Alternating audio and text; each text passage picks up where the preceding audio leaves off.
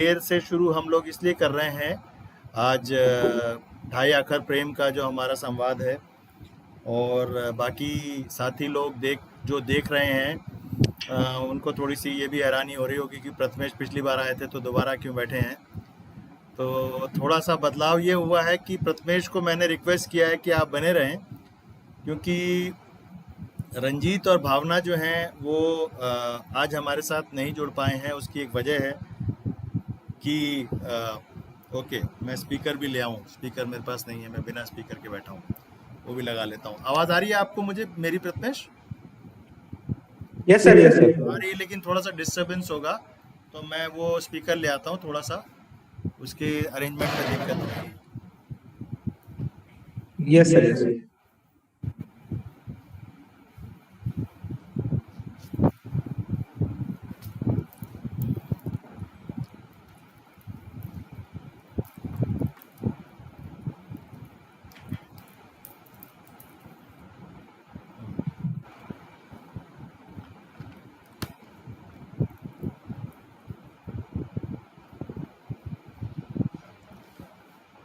जी, ये लगाना ज़रूरी है, नहीं तो पिछली बार 2 बार की यस सर। तरह डिस्टर्बेंस रहती है। तो मैं दोबारा बता देता हूँ कि आज जो हमारे जो जुआ जोड़ा था, जिसको हमारे साथ आना था, भावना और रंजीत, वो आज किसी इमरजेंसी की वजह से ज्वाइन नहीं कर पाए हैं।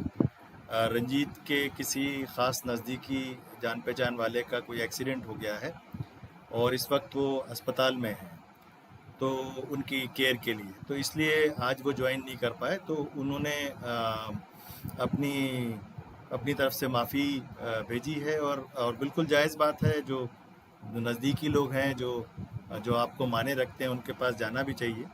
ये बात फिर कभी वो आ जाएंगे, जुड़ जाएंगे। तो मैंने रिक्वेस्ट की थी प्रथमेश को कि प्रथमेश आप रहिए, हम लोग इसको थोड़ा सवाल जवाब की तरह कर लेंगे, और क्योंकि हम लोगों ने एक टाइम तय किया हुआ है तो उस पर बात करते हैं। तो मैं थोड़ा सा ये बता दूं कि जो हमारा ये पूरा सीरीज़ है, उसको मैं रिपीट करूंगा कि वो इसी बात पर है कि हम लोग जो प्रेम है, कैसे वो सारी दूरियों को अलग कर देता है।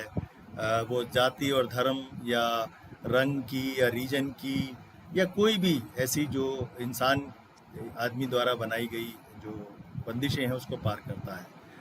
और मकसद यही है कि उसमें वो लोग आकर के बात करें जो इसको पार कर पाएँ और अपनी ज़िंदगी में उसको अमल पे ला पाएँ। तो आज इन दोनों को आना था, रंजीत और भावना को, लेकिन नहीं आ पाए। तो मैं थोड़ा सा उनका परिचय आपको दे देता हूँ दोनों का।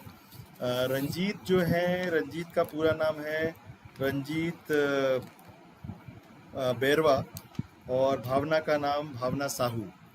तो जो लोग थोड़ा सा कास्ट को जानते हों, और राजस्थान के लोग या और लोग, तो ये समझ सकते हैं कि रंजीत जो हैं दलित समाज से आते हैं, और जिसे हम हमारे कानूनन उसमें एससी कहते हैं। और भावना जो है वो ओबीसी में से आती हैं।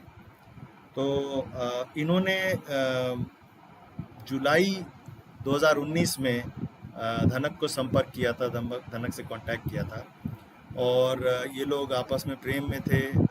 श्री गंगानगर से शायद ये हैं, रंजीत हैं। बेसिक मूल जो हैं वो वहाँ के हैं, और अब फ़िलहाल जो है दोनों जयपुर में रहते थे उस वक्त जब उन्होंने कांटेक्ट किया था।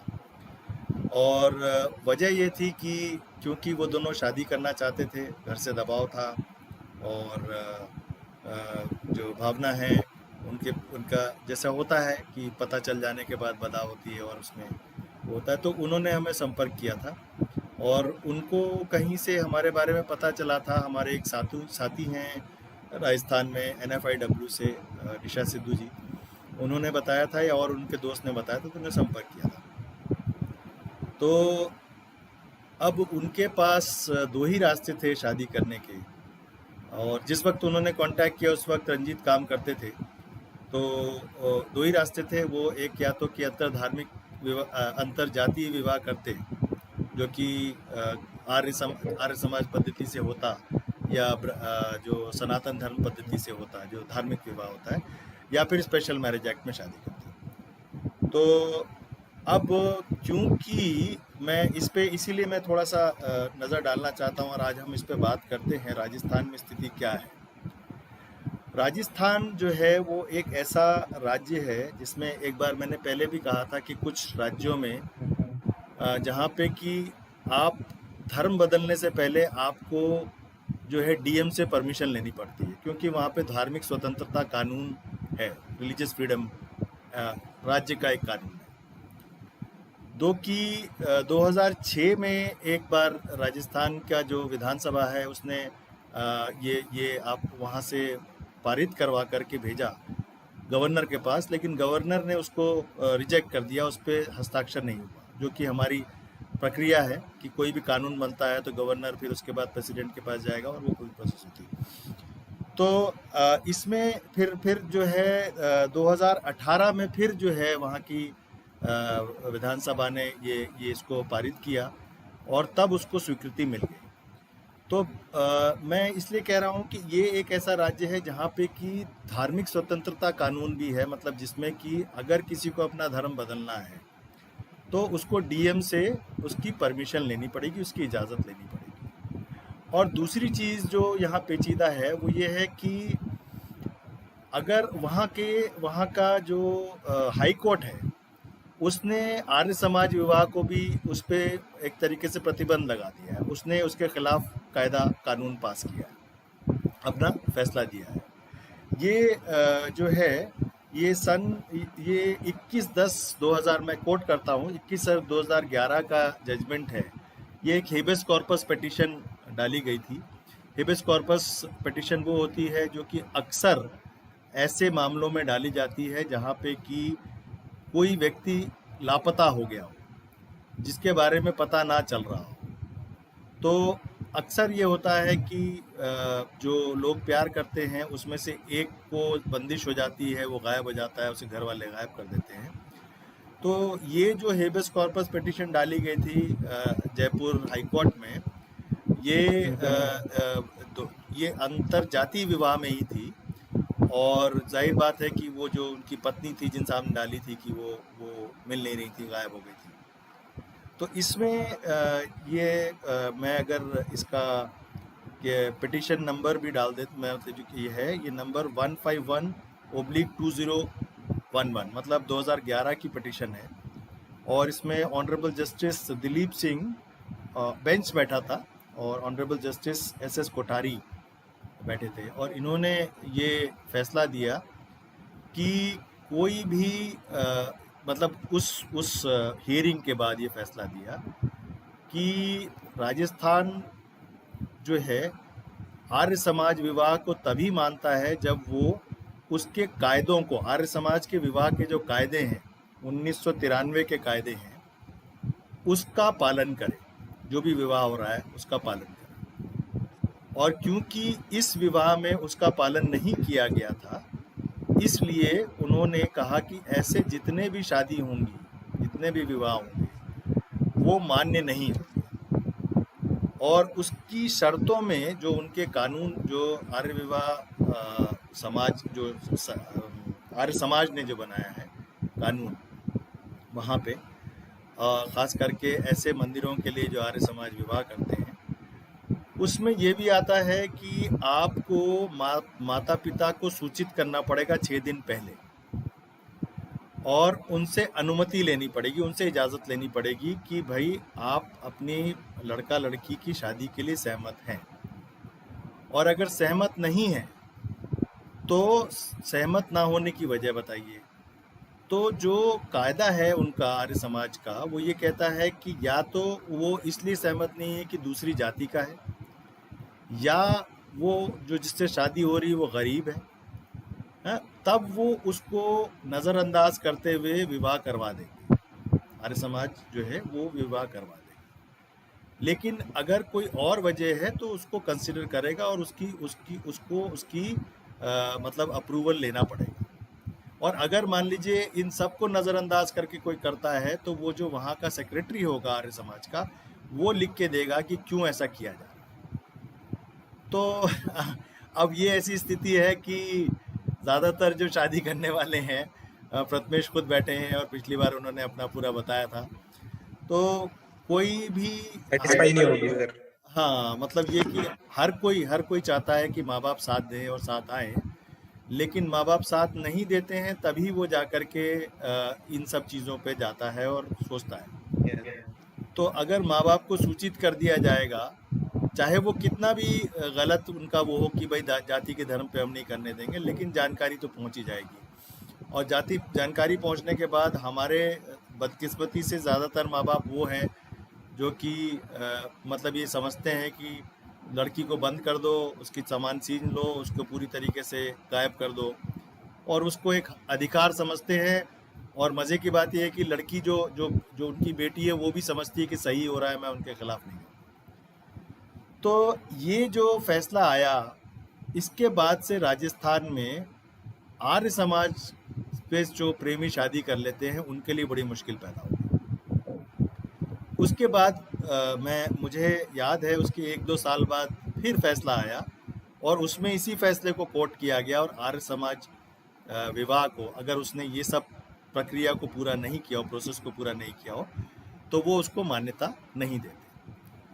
तो अब क्योंकि इन दोनों के लिए जो जोड़े हमारे साथ आने वाले थे, रंजीत और भावना, उनके लिए ये बड़ी अजीब सी स्थिति थी, क्योंकि वो शादी करना चाहते थे। स्पेशल मैरिज एक्ट को यूज़ करना तो बहुत ही वैसे ही पेचीदा है, क्योंकि 1 महीने का पूरा नोटिस पीरियड और वो सब, तो वो हर कोई कर नहीं पाता उसे, इमरजेंसी में तो बिल्कुल नहीं कर पाता। खैर, ये लोग तो जाति अलग थी, दोनों ही हिंदू हैं, तो उनके लिए ये रास्ता खुला था जिसमें कि वो अंतर जातीय विवाह आर्य समाज से कर सकते थे। लेकिन वो वहाँ से नहीं कर सकते थे, क्योंकि ये सारी अगर प्रोसेस अगर वो करते तो वो निरस्त हो जाता, वो इनवैलिड हो जाता, और ये वाली प्रोसेस जो है वो फॉलो नहीं होती, क्योंकि बताना नहीं चाहते थे वो लोग। यदि करना चाहते थे, शादी करके बताना चाहते थे। तो उनके लिए फिर ज़्यादातर राजस्थान के ऐसे जोड़ों के लिए यही रास्ता बचता है कि या तो वो दिल्ली आके शादी करते हैं, या गाज़ियाबाद चले जाते हैं, गाज़ियाबाद में शादी कर लेते हैं, और वहाँ पे फिर रजिस्ट्रेशन का मामला खड़ा होता है। क्योंकि दिल्ली में तो खैर ये, क्योंकि मैंने एक बार और बताया था कि दिल्ली में ये प्रोविज़न है, हिंदू मैरिज एक्ट के कायदों में ये बदलाव कर दिया गया था। आप ही केस में बताया था कि जहाँ पे कि कोई भी बाहर से आता है, जो दोनों हिंदू हैं, और दिल्ली में अगर उन्होंने हिंदू विवाह किया है तो उनकी शादी रजिस्टर हो जाती है, और तत्काल का भी प्रोविज़न है कि आप 1000 रुपये दीजिए और तत्काल 1 दिन में 2 दिन में रजिस्टर हो जाएगी, रजिस्ट्रेशन सर्टिफिकेट मिल जाएगा। तो ऐसे में दोनों को दिल्ली आना पड़ा, दोनों को आर्य समाज विवाह करना पड़ा, और 1-2 दिन यहाँ पे रहना पड़ा दिल्ली में। और फिर जब उन्हें सर्टिफिकेट मिला, तो सर्टिफिकेट मिलने के बाद फिर वो वहाँ गए, और वापस जो संस्था थी जिसने हमें बताया था, उन्होंने फिर उसकी मदद करके पुलिस में बयान वगैरह दिलवा करके वो रहने लगे हैं साथ में। और अब जो है इनकी भावना के घर में जाहिर बात है इतना ज़्यादा वो नहीं होता, लेकिन रंजीत जो हैं उनके परिवार में स्वीकृति हो गई है और वो रह रहे हैं साथ में। तो ये इन दोनों का जो जितना परिचय मुझे मालूम था, बहुत ही हम्बल बैकग्राउंड से, बहुत ही सीधे साधे, एक तरीके से ग्रामीण परिवेश ही समझ लीजिए, गांव का ही पूरा वो समझ लीजिए। तो वहाँ से आते हैं और अभी भी समझिए 2-1.5 साल हो गए, तो शादी को निभा रहे हैं और अच्छे से रह रहे हैं। तो ये एक अच्छी खुशी की बात है हमारे लिए। आप कुछ कहना चाहते हैं, कुछ पूछना चाहते हैं? यस नहीं सर, ये राजस्थान में जब फिर स्पेशल मैरिज एक्ट में शादी होती है सर, तो मैंने एक ऐसा आर्टिकल पढ़ा था कि उधर बोर्ड पे भी नोटिस लगाई जाती है, और घर पे जाके भी जैसे कि लड़की के घर वाले और लड़के के घर वाले, उनसे भी कांटेक्ट किया जाता है। ऐसा मैंने एक आर्टिकल भी पढ़ा था कि राजस्थान में ये सब रूल्स है, ये थोड़े स्ट्रिक्ट है, और मतलब फैमिली को वो लोग कांटेक्ट करते हैं खुद होके।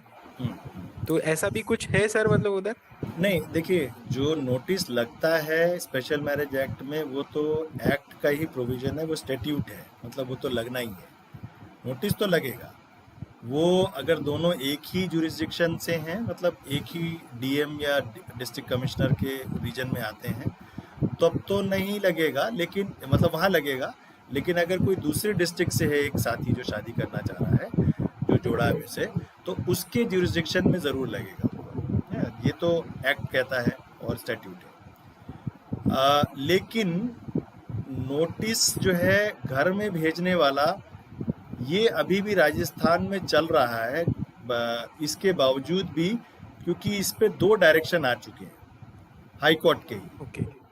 है ना। और इसमें एक तो बल्कि अभी जो लेटेस्ट है उसमें तो मतलब ये मैं भी गया था वहाँ, कोटा का केस था, और वहाँ से मतलब मैंने वहाँ के जो डीएम एडीएम हैं उनसे बात भी की थी।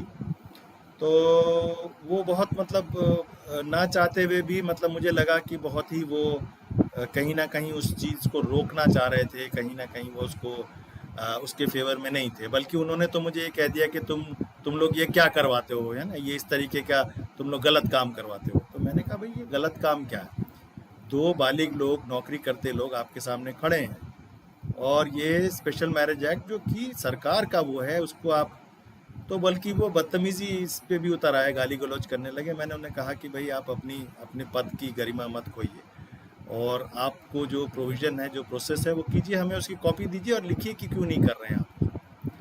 तो ये कायदा आने के बाद भी अभी भी नोटिफिकेशन नहीं जारी हुआ है, और ये समझना ज़रूरी है सबके लिए कि जब तक कि हमारा कोर्ट कोई कायदा, ये कोई डायरेक्शन दे दे, उसके बाद भी नोटिफिकेशन जब तक नहीं आता तब तक ब्यूरोक्रेसी उसको अमल पे लाने में थोड़ी कतराती है। मतलब वो बिल्कुल क्लियर कट डायरेक्शन नहीं है, वो डिस्क्रिशन पे होता है मैरिज ऑफिसर के। अगर वो बहुत सेंसिटिव है, उसको लगता है कि हाँ जेन्युइन है तो करेगा, नहीं तो वो नहीं करेगा, वो अपने हिसाब से, क्योंकि उस पर कोई लिखित उसका कोई वो नहीं है। तो ये वहाँ पे है। और किस्मत ये है कि अभी दिल्ली और हरियाणा में नोटिफिकेशन जारी हो चुका है, तो उम्मीद ये है कि और राज्यों में भी धीरे धीरे ऐसे नोटिफिकेशन जारी हो जाएगा। पर आर्य समाज वाला जो मामला है वो थोड़ा राजस्थान में उसके खिलाफ डायरेक्शन आ चुका है। और कायदे से अगर देखा जाए कि अगर किसी हाई कोर्ट का डायरेक्शन है तो वो किसी भी राज्य पे मान्य होना चाहिए, वो एप्लीकेबल होना चाहिए।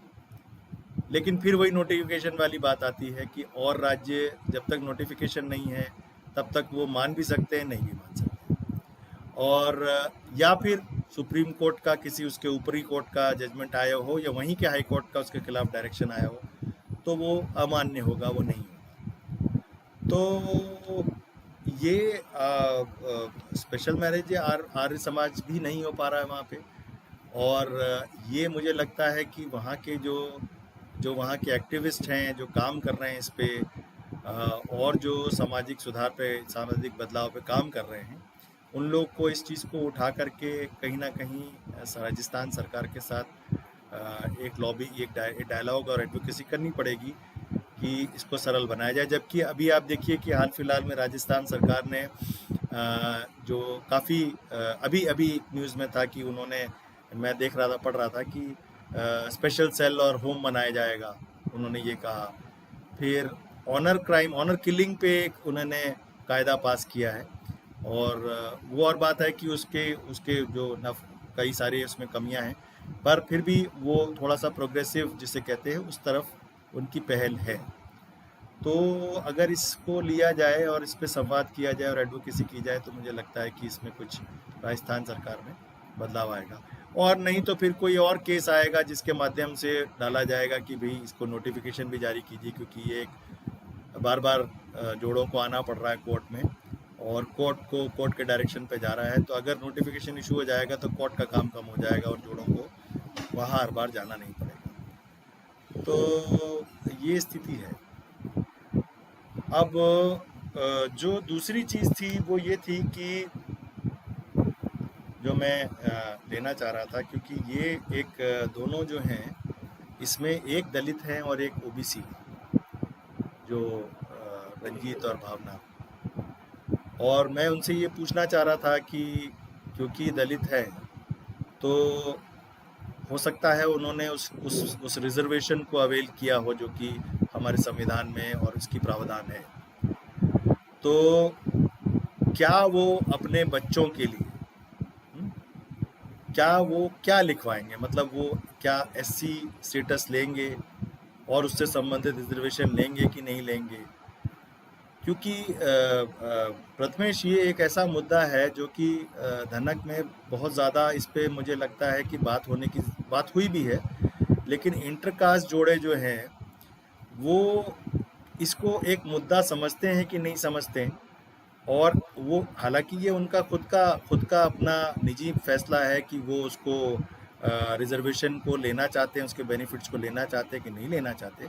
लेकिन अ, अगर लेना चाहते हैं तो कैसे वो करेंगे, क्योंकि यहाँ पे दो दो जाति के, अलग अलग जाति के वो लोग हैं, है ना। अगर दोनों ही एससी होते तो मिल गया होता, दोनों ही एसटी होते तो मिल गया होता।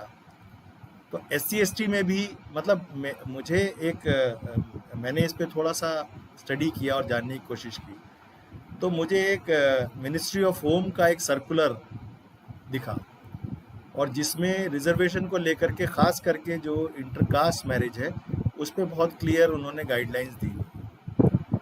और वो थोड़ी सी मुझे उसमें हैरान भी हुआ उसमें मैं, क्योंकि उसमें ये कहा गया है कि अगर दोनों में से कोई भी एक दलित या एससी है, दलित या एसटी है, आदिवासी है, तो और उन्होंने अपना विवाह किया है आपस में, प्रेम विवाह किया है, परिवार की मर्जी के खिलाफ किया है, तो भी वो रिजर्वेशन के वो नहीं होते हैं, उसके लिए वैलिड नहीं होते हैं बच्चे के लिए, जब तक कि वो बच्चा उस दलित समाज या एसटी समाज में ना रह रहा हो और वो समाज उसको अप्रूव करे कि हाँ ये हमारे साथ रह रहा था, इसलिए उस बेसिस पे उसको रिजर्वेशन का स्टेटस मिलेगा। पर और यही चीज़ है कि जहाँ पे एक सवर्ण है, मतलब एक अपर कास्ट है और एक एससी है या एसटी है, तो भी नहीं होगा। तो भी ये प्रूव होना पड़ेगा कि वो बच्चा जो है एससी समाज के साथ रह रहा है, पल बढ़ रहा है, और इसलिए वो सारी जो जनरल फैसिलिटीज़ है उससे महरूम रह जा रहा है, उससे डिप्राइव्ड रह जा रहा है। जो कि अगर दोनों ही एससी हों, दोनों एसटी हों तो नहीं होगा, वो तो ऑटोमेटिकली मिल जाएगा। तो ये चीज़ जो है, अब मुझे लगता है कि जो अंतरजातीय उसमें दंपत्ति हैं, चाहे वो धनक में हो चाहे धनक के बाहर हो, और अगर वो रिजर्वेशन को अवेल करना चाहते हैं अपने बच्चों के लिए, तो मुझे लगता है कि इस बात को उठाना पड़ेगा हमें, और इसको भी हमें कहीं ना कहीं कोर्ट में चुनौती देनी पड़ेगी कि ये जो सोच है। जी जी बोलिए। ये सर एक बात भी हुई थी अपनी इसके ऊपर शायद, कि अगर समझ लो सर लड़की निचले जाति से है और लड़का समझो कोई अपर कास्ट से है, और मैं चाहता हूँ कि मेरे बच्चे को अगर समझो मेरी वाइफ की ये लगे, कास्ट में यूज करना चाहता हूँ या लगाना चाहता हूँ, तो उसमें भी एक ऐसा है कि अगर लड़के की अगर जाति है तो वो तो लड़के को मिल ही जाती है, लेकिन अगर मुझे लड़के की जाति कंटिन्यू करनी है, मेरी वाइफ की जाति कंटिन्यू करनी है, तो वो फिर जैसे आपने बोला सर कि वो वही समाज में रहता है, वो फिर कुछ लोगों को बुला उनको ये प्रूव करके दो कि ये इस हमारे समाज में रह रहा है, और तभी वो एप्लीकेबल होगा। तो ये भी एक थोड़ा सा गलत ही है, मतलब सर इसको भी चैलेंज करने की जरूरत है। बिल्कुल, और इसमें एक तो ये पूरी पैट्रियार्की वाली बात तो है ही, लेकिन मज़े की बात यह है कि यहाँ पे अगर लड़का भी एससी हुआ या एसटी हुआ और लड़की सवर्ण हो गई या ओबीसी हो गई, तब भी जो है उसको ये सिद्ध करना पड़ेगा कि हमारा बच्चा जो है एससी समाज के साथ रह रहा है। जबकि अगर दो दो एससी शादी करके अगर शहर में चले गए, वो एससी समाज के साथ तो नहीं रह रहे, तब तो उसको बेनिफिट मिलेगा, सर्टिफिकेट तो ऑटोमेटिकली बनेगा, है ना। तो ये जो है, ये मुझे लग रहा है कि कहीं ना कहीं थोड़ा सा डिस्क्रिमिनेटरी है, और इस पे मतलब इसको कहीं ना कहीं उठाने की ज़रूरत है हम लोगों को। और मैं जो धनत के साथ बाकी अंतर जाति जुड़े हुए हैं उनके साथ भी बात कर रहा हूँ, बल्कि ये कि अंतरजातीय और अंतरधार्मिक में भी क्यों नहीं, अंतरधार्मिक में अगर अंतरधार्मिक में भी अगर एक कोई दलित है, SC या ST है और दूसरा व्यक्ति किसी और धर्म का है तो क्यों नहीं मिलेगा? अगर वो लेना चाहे तो क्यों नहीं मिलेगा? कहीं ना कहीं ये आप मान रहे हैं कि भाई उसकी अंतरधार्मिक शादी, अंतरजातीय शादी हो गई है तो इसलिए अब वो उससे मतलब वो उससे डिप्राइव हो गया। अब नहीं डिप्राइव क्या, ये मान के चल गए कि उसका उत्थान हो गया है ना, वो ऊपर उठ गया है, वो उसके साथ कोई मतलब वो सब उत्पीड़न नहीं हो रहा है, वो सब एट्रोसिटीज नहीं हो रही क्योंकि उसने इंटरकास्ट या इंटररिलीजियस मैरिज कर वो सब अजम्पशंस हो जाते हैं सर। हाँ। तो मुझे लग रहा है कि ये केस बाय केस और ऐसे केसेस बहुत होंगे, तो उनको ले करके अगर जाया जाए और अगर कोई तैयार हो तो उसको एक रिप्रेजेंटेशन किया जा सकता है और फिर माननीय कोर्ट तय करेगा जो भी मुनासिब है, सारी चीज़ों को देखते हुए, दलीलों को देखते हुए। पर ये एक अच्छा इशू है कि जिसको रेस किया जा सकता है, बात की जा सकती है इसमें। तो ये हैं और बताएं आप कुछ सवाल है, कुछ सवालात आए हैं। अमित मिश्रा हैं, प्लीज़ कॉन्टैक्ट नंबर सेंड कीजिए। जो मैं पहले भी कह चुका हूँ कि हम लोग सीधे फ़ोन नंबर नहीं देते हैं। जो ये रनर चल रहा है हमारा इस डायलॉग में, उसमें रनर में नहीं, नीचे बल्कि ईमेल दिया हुआ है साफ साफ, और हमारा वेबसाइट भी दिया हुआ है। तो पहले उसमें लिखना पड़ेगा और लिख करके हम आपको अपनी तरफ से एक रिप्लाई भेजेंगे जिसमें एक ऑनलाइन, छोटा सा ऑनलाइन फॉर्म होगा जिसमें बेसिक इन्फॉर्मेशन होगी दोनों की।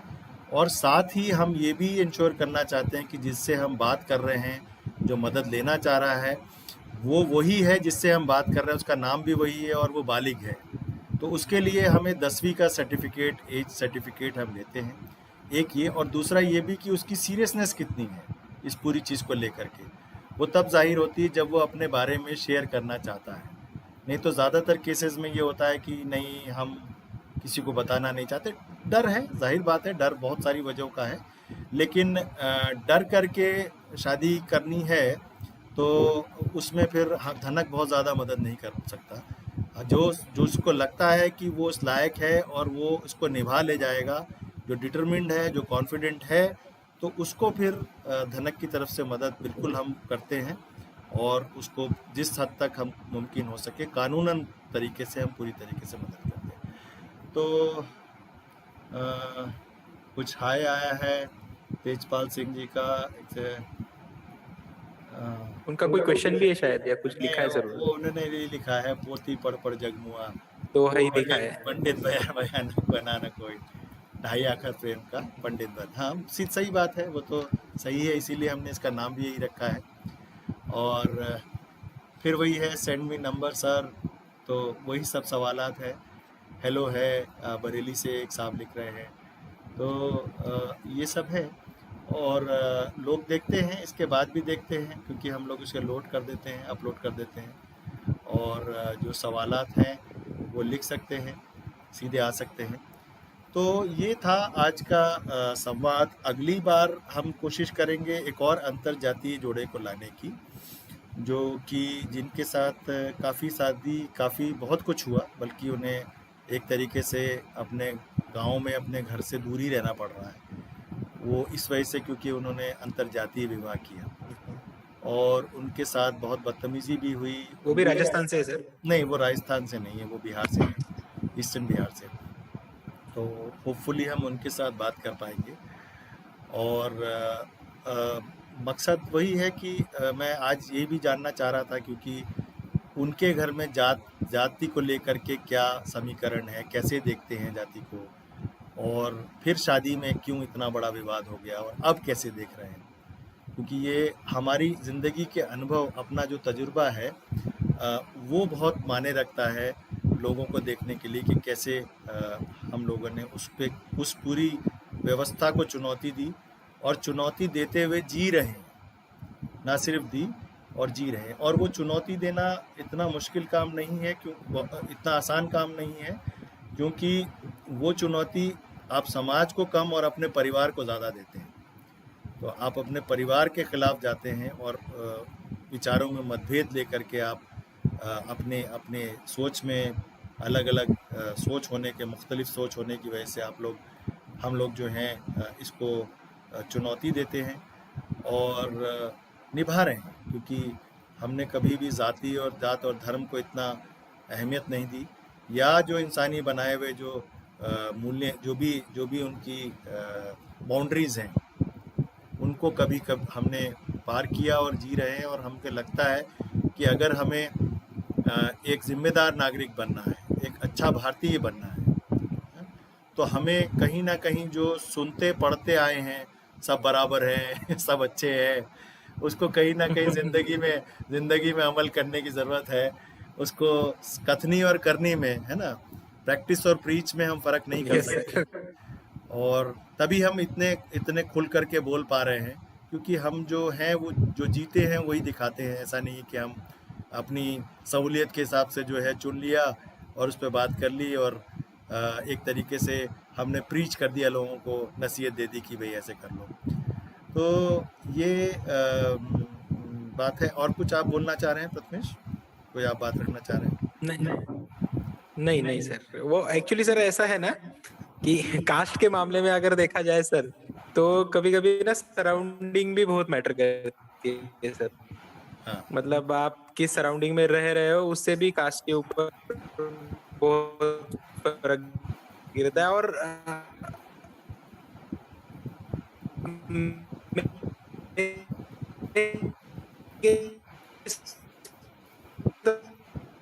हुआ क्योंकि मैं बॉम्बे से उस सुनाई दे रहा है सर? हाँ, अब क्लियर हुआ, बीच में वो हो रही थी, क्रैक हो रही थी। ओके। तो वही है कि सर कि सराउंडिंग बहुत मैटर करती है। हालांकि मेरे केस में नहीं किया, बट ओवरऑल देखा जाए तो सर सराउंडिंग भी मैटर करती है। और किसी ना किसी को तो सर आगे बढ़ना ही होगा। मतलब अगर आप चेंज चाह रहे हो तो आपको आगे बढ़ के खुद बनना पड़ेगा चेंज, तो ही चेंज होगा। चेंज मेकर बनना, नहीं तो सिर्फ फेसबुक पे लिख देने से नहीं चेंज होगा कुछ सर। खुद भी कुछ करना होगा। नहीं, लेकिन ये भी एक बात है, अभी मैं हाल फिलहाल में किसी से बात कर रहा था, तो ये बात है कि ऐसी स्पेसेस भी होना ज़रूरी है ना, कि आप लिख भी दे रहे हैं, क्योंकि आजकल तो वो भी कम ख़त्म हो रही है ना, ऐसी स्पेसेस भी ख़त्म हो रही है कि आप लिख भी नहीं पा रहे हैं। तो ऐसी स्पेसेस जितना लिखे, जिस ज़रिए से भी ये बात फैले, है ना, तो वो बहुत इम्पोर्टेंट है लोगों में, समाज में समझ बनने में। तो चलिए, तो आज का हम चर्चा ज़्यादा लंबी नहीं चला पाए, और वजह क्लियर है क्योंकि हमारे जो साथी जुड़ने वाले थे वो नहीं जुड़ पाए, और इंशाल्लाह वो अगली बार जुड़ेंगे। और अगली बार तो तय है, लेकिन फिर कभी जुड़ेंगे और हम फिर इसको, इस पूरे ढाई आकर प्रेम का जो है, इसको आगे चढ़ा पाएंगे, बात कर पाएंगे, और एक पैगाम जो हम देना चाहते हैं इस प्रोग्राम के ज़रिए लोगों को दे पाएंगे कि आप इन सब इंसान मानव द्वारा बनाई गई बंदिशों से ऊपर उठिए और अपनी ज़िंदगी में आप उसको तोड़िए, आप खुद मिसाल बनिए, तब आप ऐसे समाज का निर्माण, ऐसा समाज बना पाएंगे जो कि हम सब ने, हम सब के आज़ादी के जो परवाने थे, जितने भी हमारे महान स्वतंत्रता सेनानी थे भारत के, और जितने भी समाज सुधारक हैं, सब ने जिसकी कल्पना की थी, तभी बन पाएगा। नहीं तो इतने साल हो गए अभी तक जाति और धर्म जो है, मुझे लगता है उसको टूटने में इसलिए मुश्किल आ रही है क्योंकि लोग जो हैं उसको बहुत जकड़ के बैठे हुए हैं, पकड़ के बैठे हुए हैं उसको। तो ये है, हमें थोड़ा आगे निकलना पड़ेगा और उससे बात करनी पड़ेगी और एक ऐसा समाज बनाना पड़ेगा जो कि इन मूल्यों पे आधारित हो। तो शुक्रिया प्रथमेश, बहुत बहुत मेरा साथ देने के लिए, नहीं तो मैं अकेले इतनी लंबी बात नहीं कर पाता। और ठीक है, तो बाकी सारी साथियों, देखने वालों को बहुत बहुत शुक्रिया, आपने ज्वाइन किया। और जैसा मैं अक्सर करता हूँ, आप सबको मेरा सलाम और नमस्ते, और सबको सबरंगी सलाम और जिंदाबाद। धन्यवाद बहुत बहुत।